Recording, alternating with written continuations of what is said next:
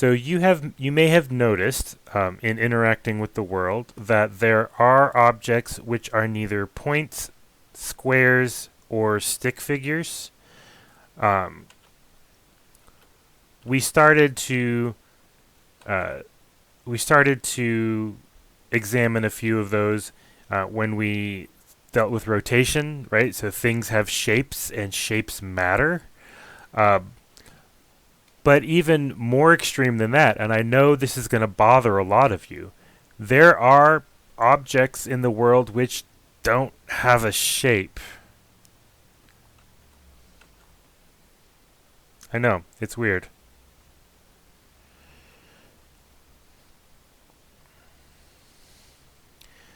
In fact, there's a pretty important one.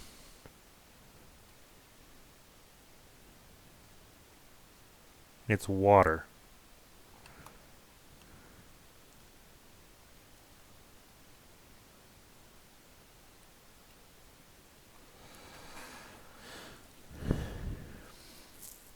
So, in the next couple of chapters, we are going to talk about fluids.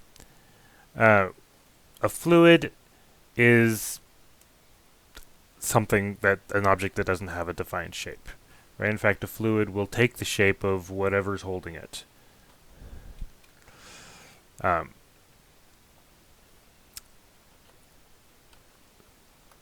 so, when we talk about fluids,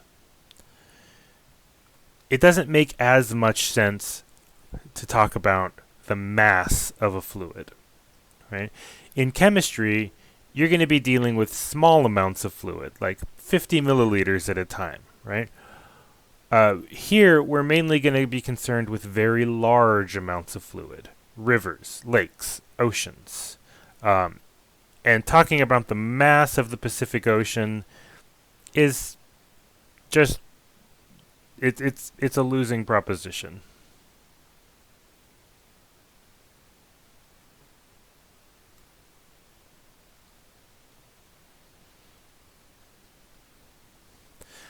So the main thing that we are going to be concerned with when we talk about fluids is not the mass, but the density.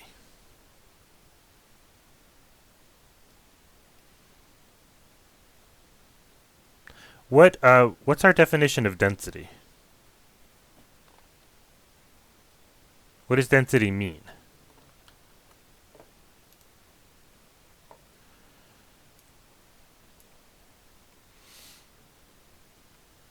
Yeah, it's mass per volume.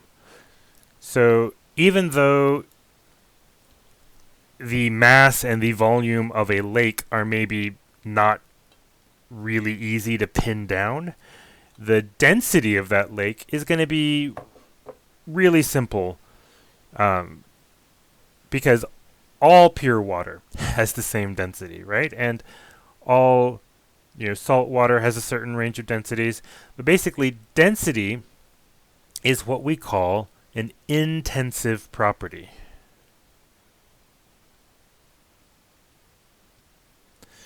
Anyone want to remind me what an intensive property means?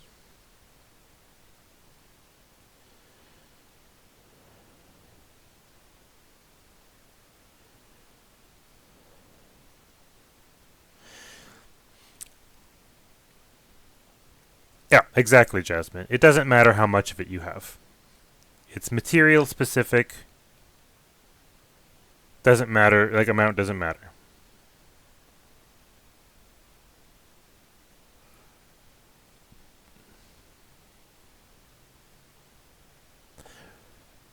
What is the density of pure water?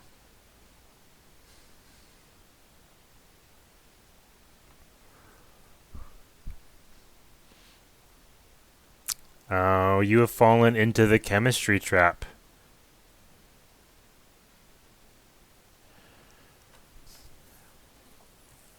I have a couple of people saying 1 for the density of water. 1 what?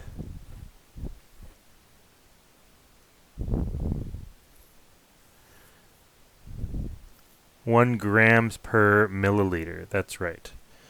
So the density, and we will usually use the Greek letter rho for density, the density of water is 1 gram per milliliter. Those are perfectly fine units when you're dealing with 50 mLs of solution in a beaker. They are not great units if you want to talk about large amounts of fluid and do some force analysis. So what we're going to be using is we want to talk about the densities in SI units. So we're going to say that the density of water is 1,000 kilograms per cubic meter.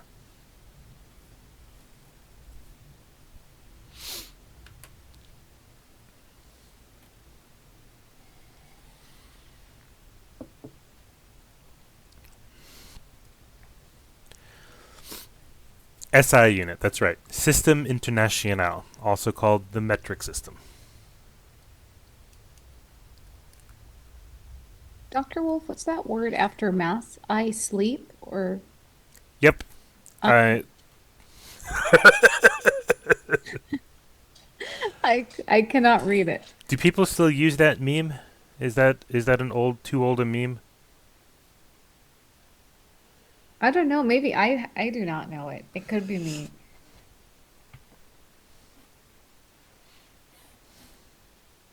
Yes, but it's still good. Didn't age well. All right. You know what? I am writing down your names in my little book.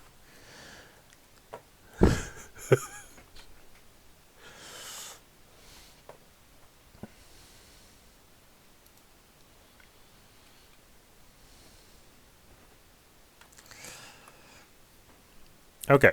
So we're mainly going to talk about quantities of fluids in terms of densities and volumes. There's also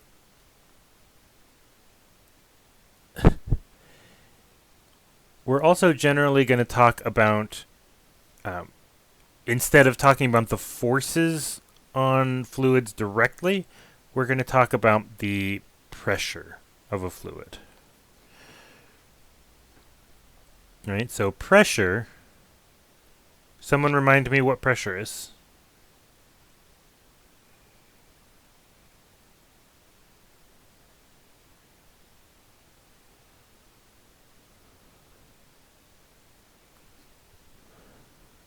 Doot, doot, doot, doot, doot, doot, doot.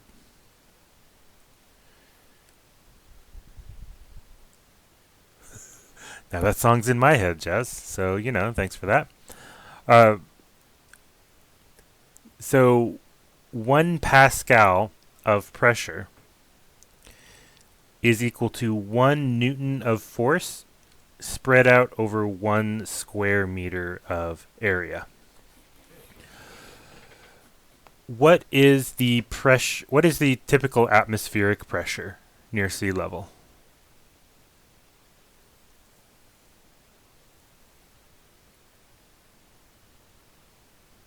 I got you in another chemistry trap. 1 atmosphere. Get out of here with that.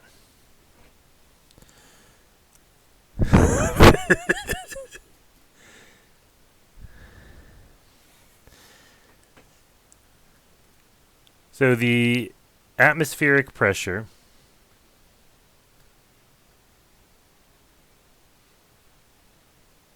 is approximately 101,300 pascals.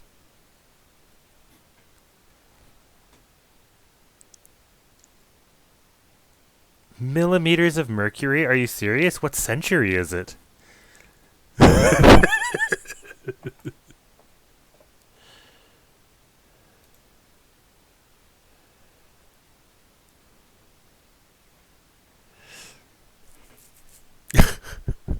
I know that for historical reasons, chemists use all sorts of wacky units, but this is the actual metric unit. Right. So pascals are the actual unit of pressure in the metric system. All that other stuff in chemistry is just because they can't let go of the past.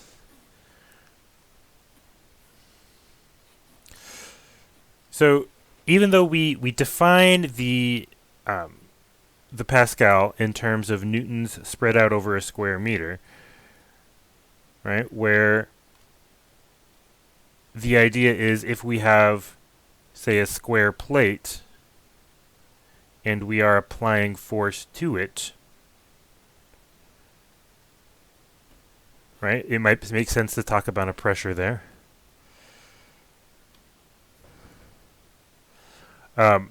There is an equivalent way of defining pressure, which will be important with fluids,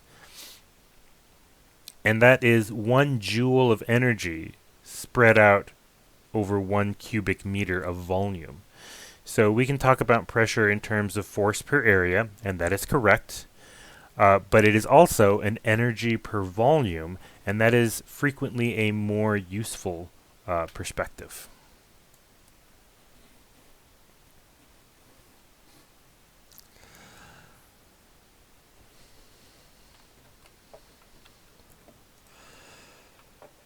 All right.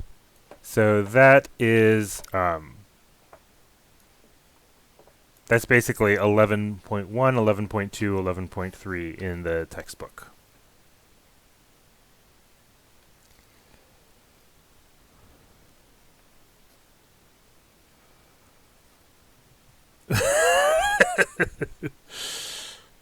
I like your optimism, Yusuf. There are some important things to note about fluids at rest. So next chapter, we will worry about fluids in motion, but this chapter, we are only going to be worried about fluids that are at rest. So if we have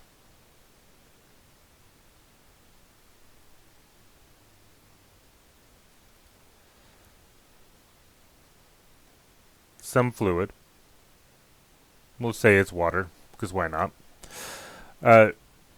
You may have noticed, if you swim in an especially deep pool, that the water pressure near the top of the pool is greater as you go down.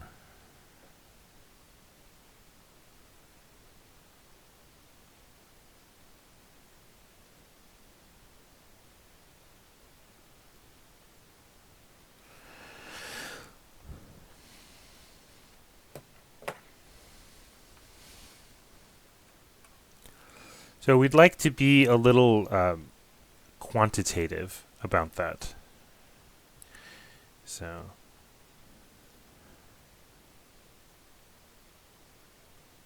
thermocline, I mean, yeah, there's that as well. If we have a chunk of water,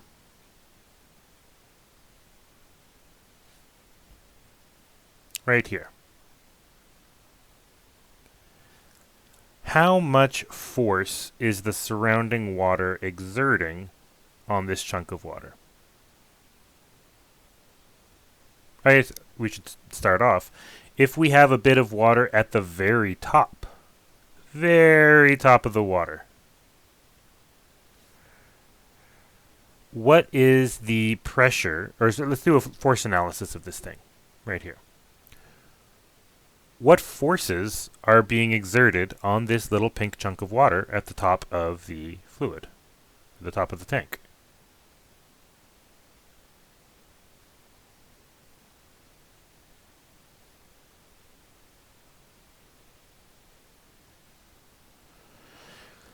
There is gravity, for sure.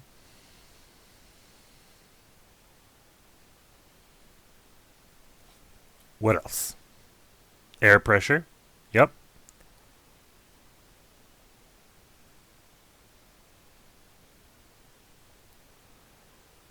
And water pressure. Excellent.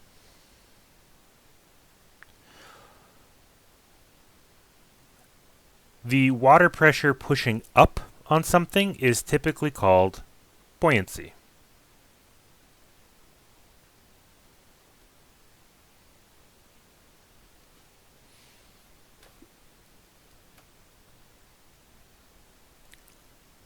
Are you just are you trolling me at this point? Pounds per square inch?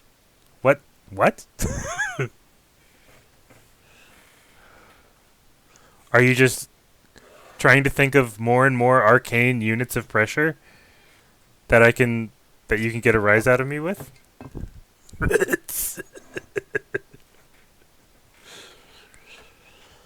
You're such a Chad, Chad.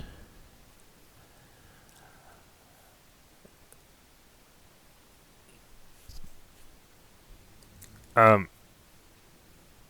All right. Let's analyze this. This little bit of water here is not sinking, nor is it flying into the air. So, the sum of forces on this bit of water got to be 0.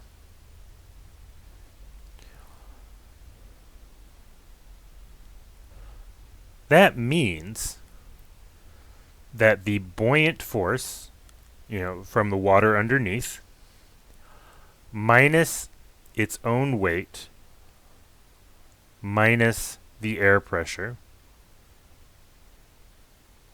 has to be 0.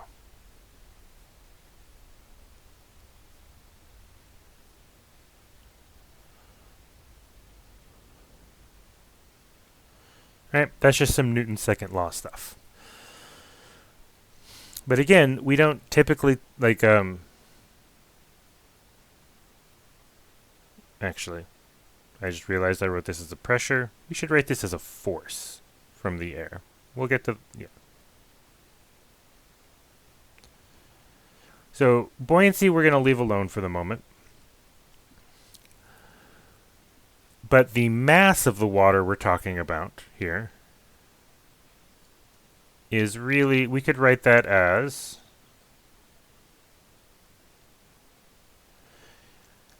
the density of the water times the area of this little pink slab of water times the thickness of that piece of water.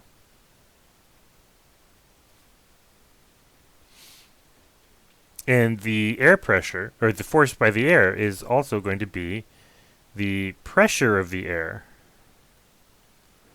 times that cross-sectional area.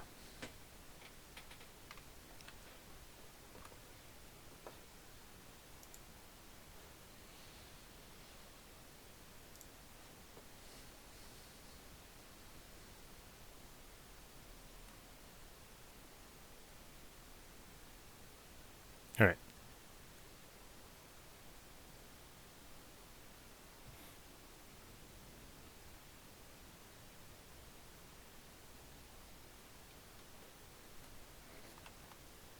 Everyone with me so far? Questions, comments?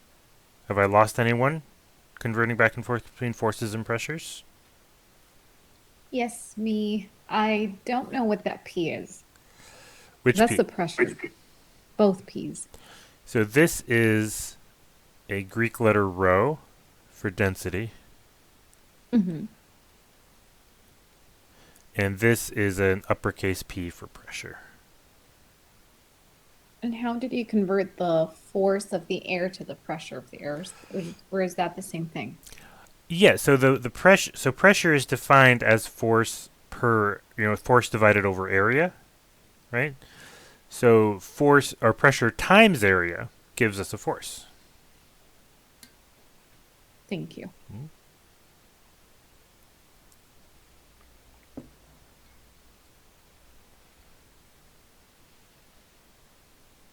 And the B stands for buoyancy.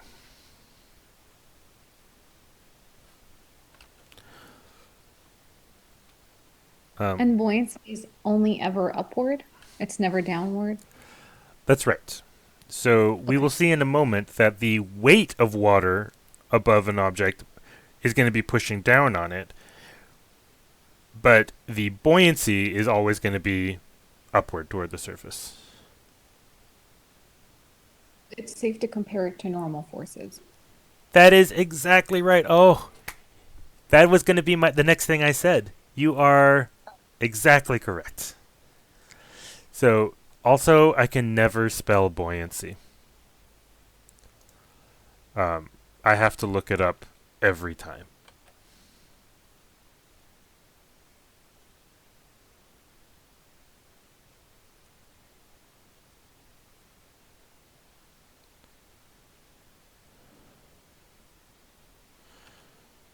Is that right? I think that's right now. Yeah, okay. It's quite a word. But yeah, buoyancy is like the normal force of the water beneath it pushing up.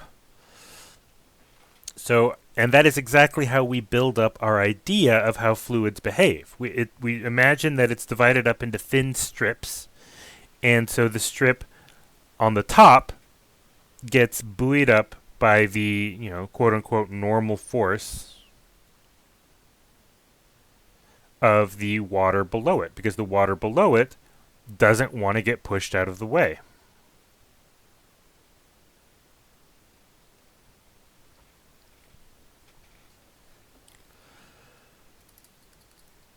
We do take into account gravity. It is right there.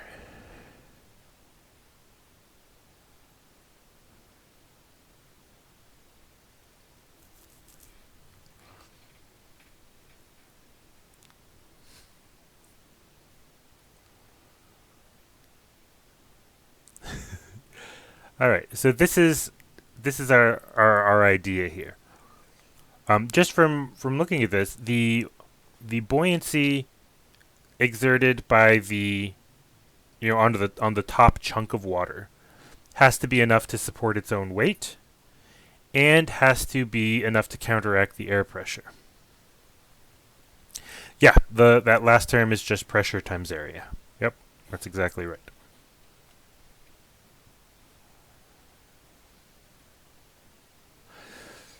So if we, um, yeah, we are recording. If we imagine the thickness of this top slice of water getting very, very small,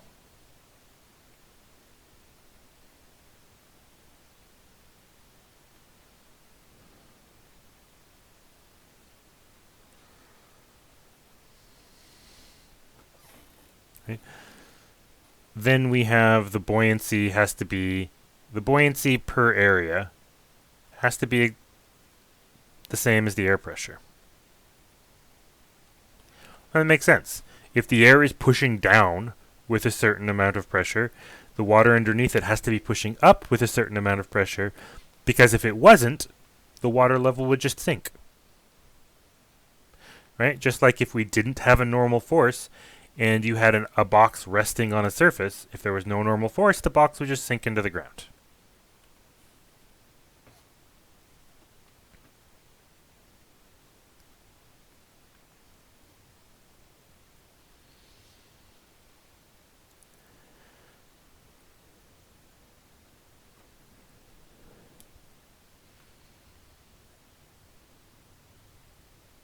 All right. The next thing that we want to examine, and if you've been to chemistry and you've used manometer, you already know what this concept. But if we have a bit of water on near the bottom here, right? Let's think about the what happens to the pressure on this particular chunk of water down here. Right? We have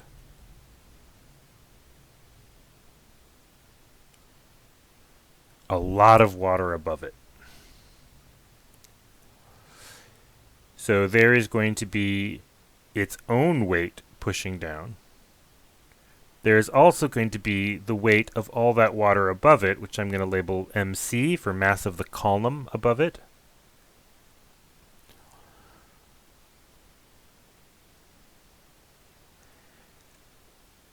There's also right? Because that column above it is also getting pushed on by air pressure. There's also the force of the air above it.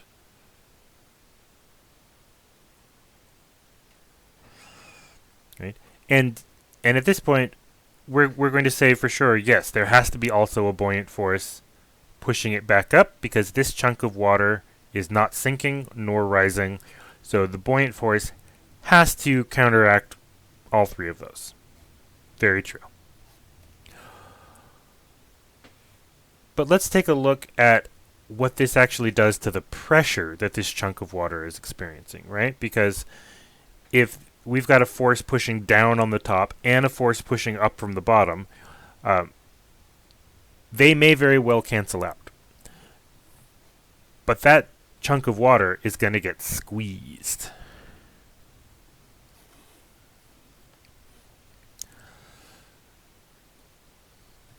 So the force of the air, due to the air, is again going to be pressure, air pressure times area.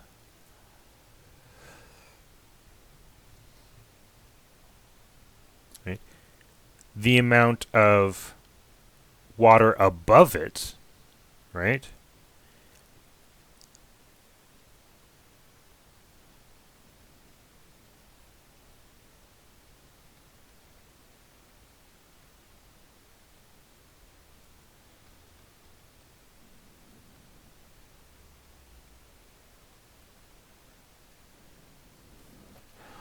There's also all that water above it.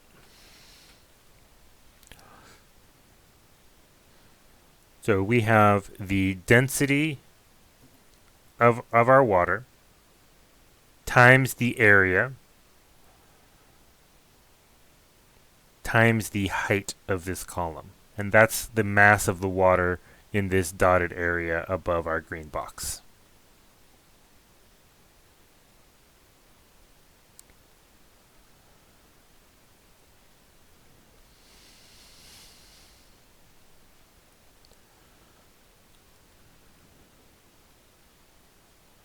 We're going to play the same game and imagine that we take this box actually very, very thin, so that the mass of the water in the box is actually close to zero, right? Because it's very, very thin. So then the total pressure, the total forces pushing from the top to down, right?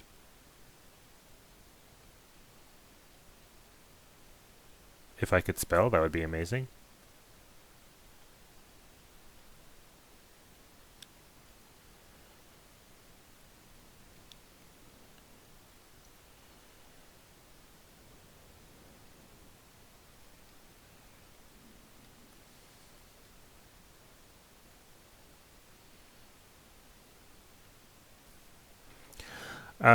Which means that actually the total. So again, when we're talking about fluids, we don't normally talk directly in terms of forces. We normally think in terms of pressure.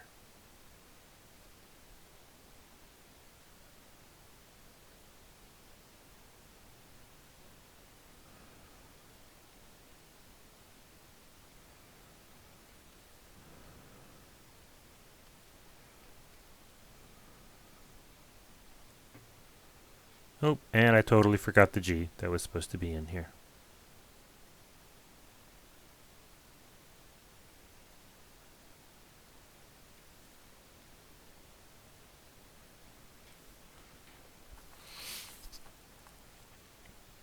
Okay.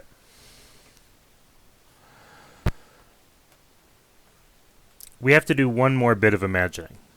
Has anyone ever squeezed a water balloon in their hands before? Just squeezed it. What happens when you squeeze a water balloon between your hands? Not enough to burst it, but before it bursts, what happens?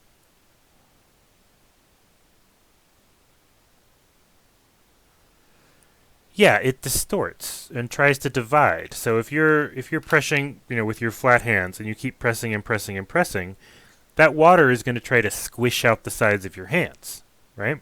It expands in the lateral direction, right? this is a general property of materials, actually. Like if you squish something from the top and bottom, it's going to try and escape out the sides.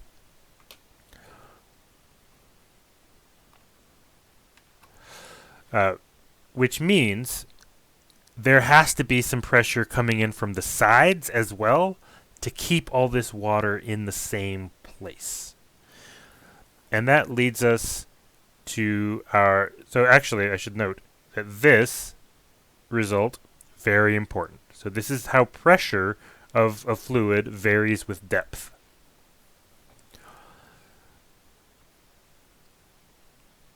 But the second result, knowing that there has to be pressure coming in from the sides to keep that water in place, you say pressure in water is hydrostatic.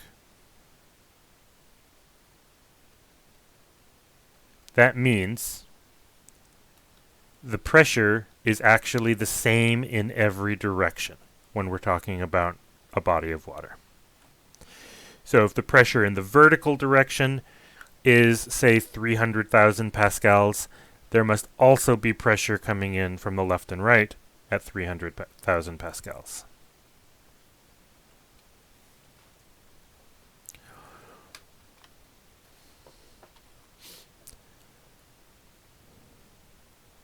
Do we have questions or comments on this slide before we move on?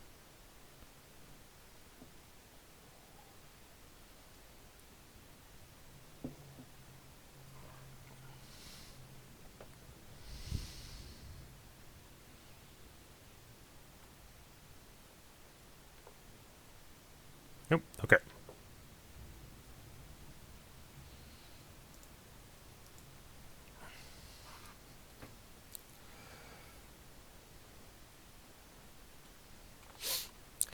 So there, I'll say very briefly. Right. So pressure as a function of depth equals air pressure plus rho gh. And we'll frequently encounter pressures like this. So if this is for a compressed, this is for water pressure, right? But if we have a compressed gas, we might have something, the same thing. So if you might, put air in your tires, and put like 300,000 pascals of pressure worth of air in your tires, right? There is a convention called gauge pressure.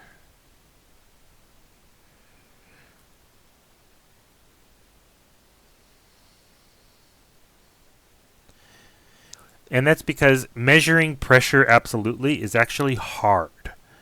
It's really hard with a mechanical system to measure pressure in absolute terms. What's easy is measuring the difference in two pressures. So when we talk about gauge pressure, what we're actually talking about is the difference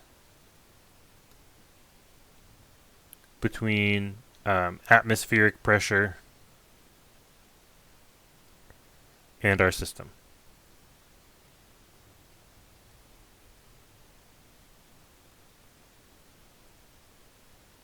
So if you pump your tires up and they end up having 300,000 pascals of pressure in them, if you have an old-fashioned tire gauge, right, the kind where you just kind of plunk it onto the tire and a bit pops out, it gives you a pressure reading, it's not going to tell you 300,000 pascals, it's going to tell you 200,000 pascals.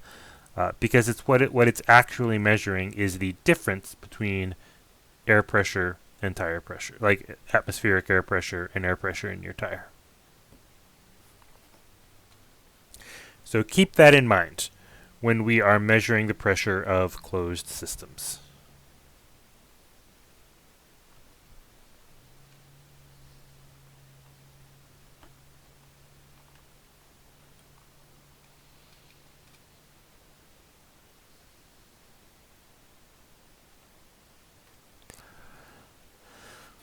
The last thing we want to talk about is boats.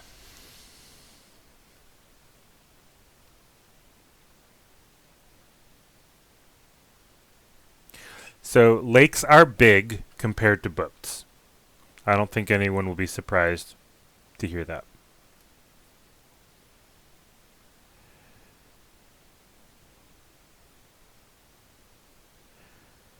Here's an imaginary chunk of water.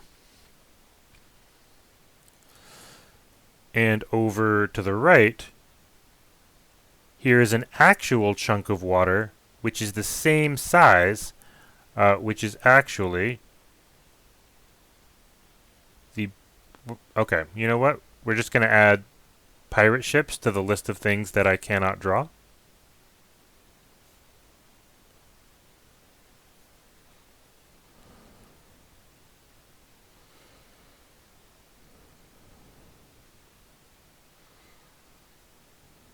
There's a little sailboat, a little raft.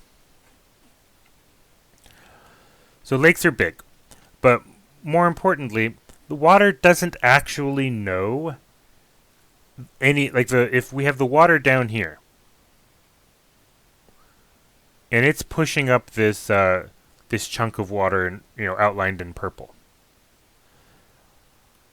If we put a boat there instead, the water below it has no way of knowing that it's a boat and not more water above it, right? Because water doesn't, it isn't alive.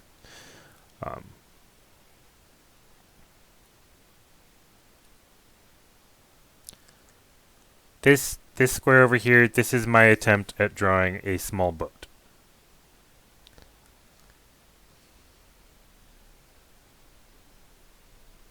I know. It is the pinnacle of art.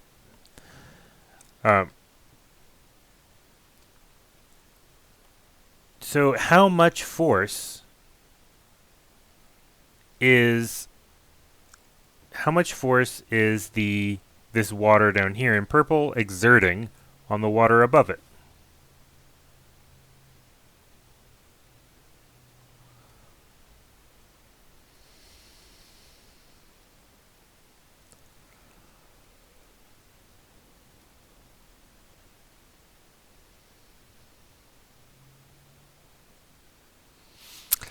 That's right, Chad. Damn it, Jim. I'm a physicist, not a sketch artist.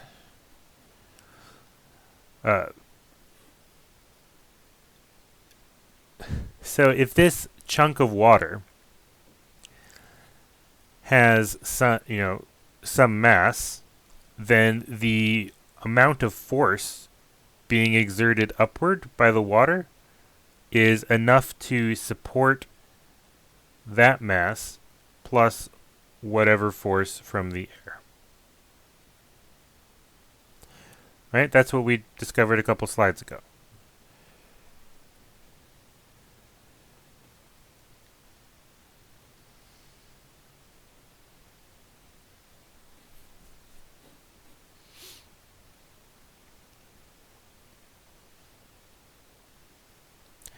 So if we replace this chunk of water with a boat, that is also the amount of buoyancy that this boat is going to get.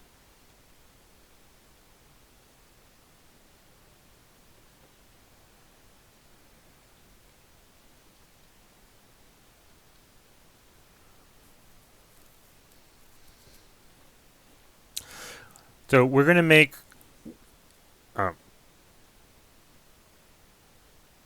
one more, like a little clarifying approximation here. The force of air, like the force of the air pushing down on this chunk of water, is a real thing, definitely. And the force of air pushing down on the boat might not be the same, right? Because the area of the boat above water might not be the same as the area of the chunk of water on the left. However, the difference between those two numbers is real small compared to the weight of the water that this boat is shoving out of the way. So we're going to neglect this. for our current analysis.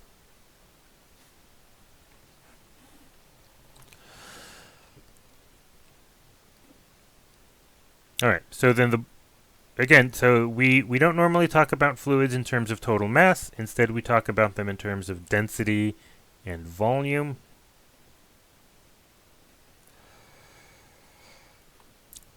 It's not that they're close to zero, but they are closer, they're a lot smaller than the weight term, and also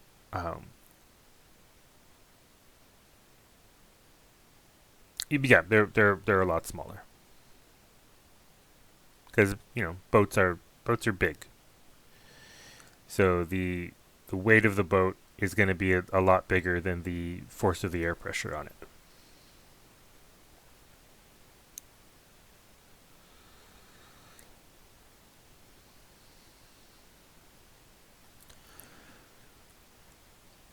All right. So a little bit more analysis, and we realize that, hey, the buoyancy is actually related to the volume. Like, the buoyant force is actually related to the volume of the water that's getting shoved out of the way. And this is what's called Archimedes' principle.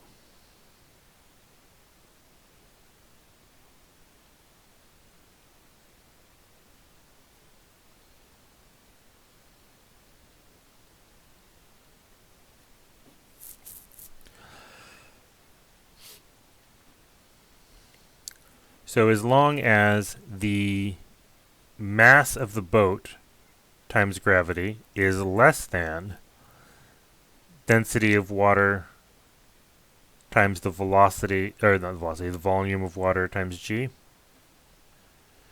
And this v here, this is called the displacement of the boat. How much water, it's a measure of how much water it displaces, how much water it shoves out of the way. So as long as the weight of the boat is less than the weight of the water that it shoves out of the way, it floats.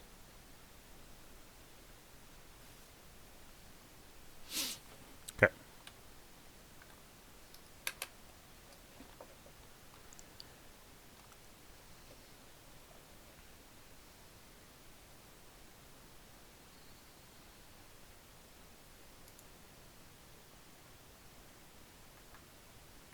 Questions or comments? I know it may be a bit brief, but that is, in fact, all of 11.7.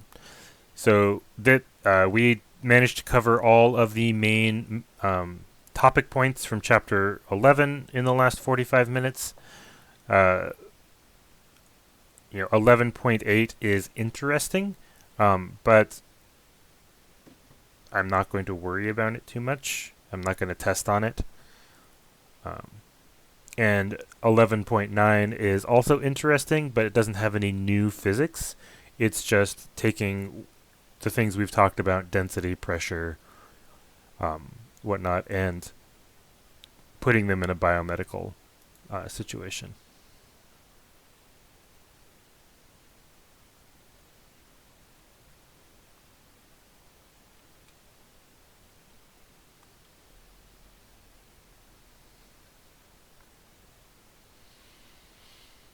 I won't. So the sections of Chapter 11 that you are responsible for is 1 through 7.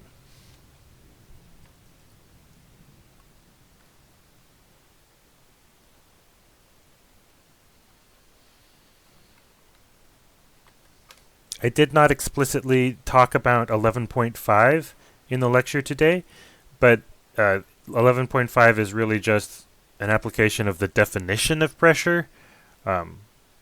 So there's not a lot there. Next week we are going to do Chapter 12.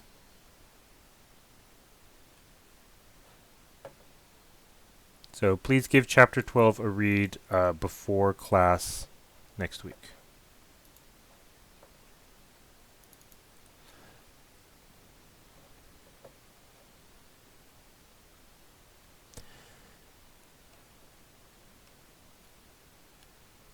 And at this point, we are back on the schedule indicated by the syllabus.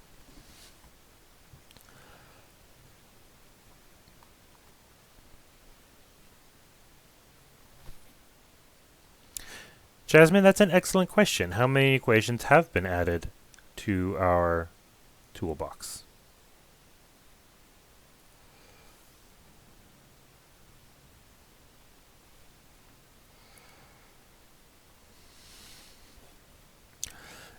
And there's a couple.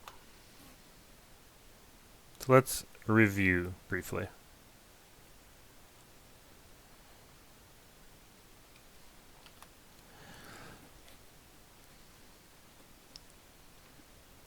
A lot of what we covered in this chapter is actually in the realm of definitions. Um, so I won't say that some of these I'll write over to the right. These aren't necessarily toolbox equations, but they are definitions that we need. So density is mass over volume. Pressure is force over area or energy per volume.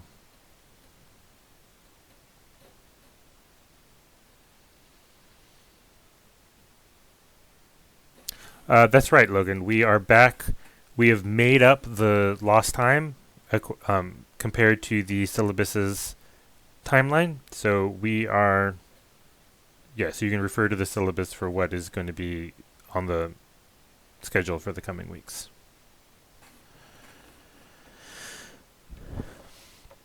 That said, I think we probably will move back exam 3.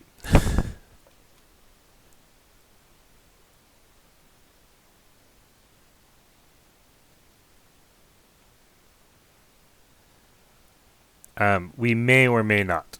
So I think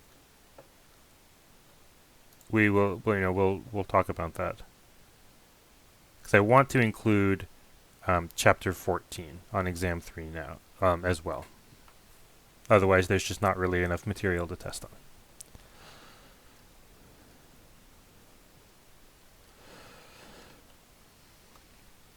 All right. So as far as actual tools, though, we have Pascal's principle.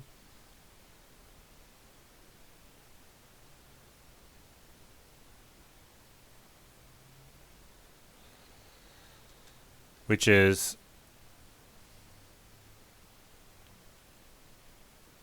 pressure is hydrostatic.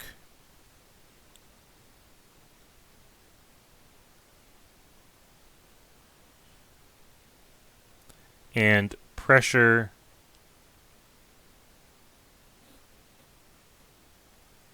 in a closed system depends only on height. Depends or depth.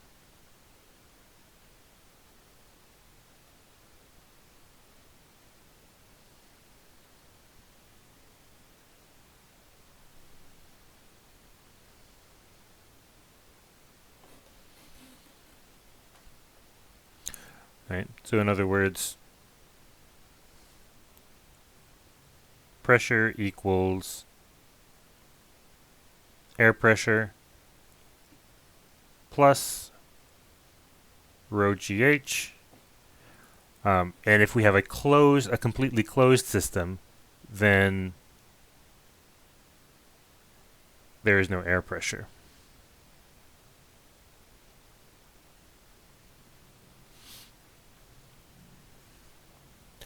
And then we also have Archimedes' principle,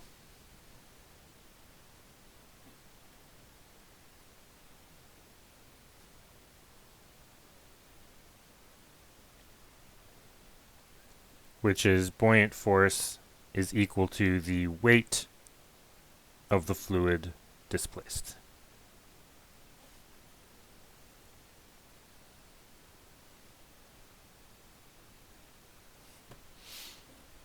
And as far as calculations go, that's all we added.